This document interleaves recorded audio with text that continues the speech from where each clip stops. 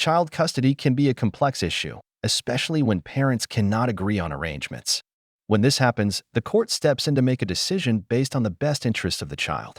When the court decides custody arrangements in a situation because the parents can't agree, it is known as getting custody by considered judgment. When parents cannot agree on custody, the court intervenes to make a decision that is in the best interest of the child. The court evaluates numerous factors to decide what arrangement would best serve the child's interests. These factors can include the parent's physical and mental health, the child's relationship with each parent, the child's home environment stability, the parent's ability to provide for the child's needs, any history of domestic violence, and the child's own wishes if they are of sufficient age and maturity. Typically, the court will award joint custody to both parents unless clear evidence shows that it is not in the child's best interests. In some cases where awarding custody to a parent would harm the child, the court may consider granting custody to a non-parent, such as a grandparent. Going through the process of getting custody by considered judgment may vary, but here is an overview step-by-step of how it generally works. Let's get started. Step 1 is filing your petition with the court.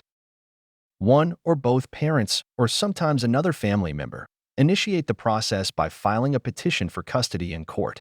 The petition must outline the proposed custody arrangement, specifying whether the petitioner is seeking sole or joint custody with the other parent. It should detail where the child will live, and the legal custody, which involves the right to make important decisions about the child's life.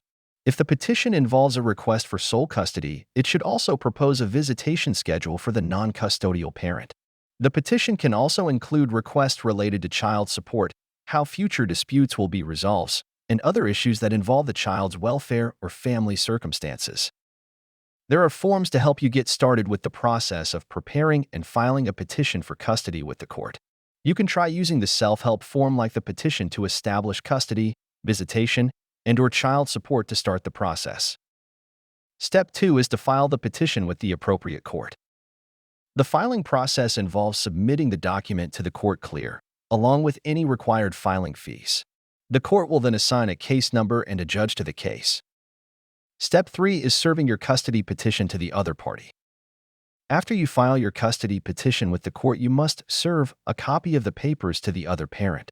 This process, otherwise known as service of process, ensures the other parent is formally notified of the legal actions being taken against them and is given an opportunity to respond. When the other parent gets served with the custody papers, they may file a response.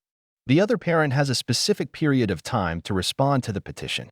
The response can agree to the terms, contest the petition, or raise additional issues for the court to consider.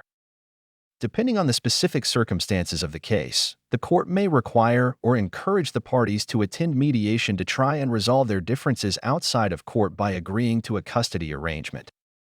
Step 4 is attending any court proceedings. When the court sets the dates for any court proceedings, make sure to attend.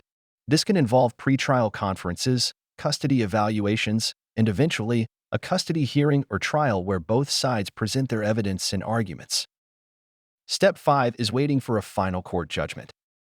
After all the evidence has been presented, the court makes a decision with a final court judgment regarding custody. The judge may make an immediate decision at the end of the hearing. However, in more complex situations, the court may take the case under advisement, meaning the judge needs time to review the evidence and make a decision that best serves the interests of the child. The court will then issue the judgment, which may be delivered in person in the court session or through a written document sent to both parents.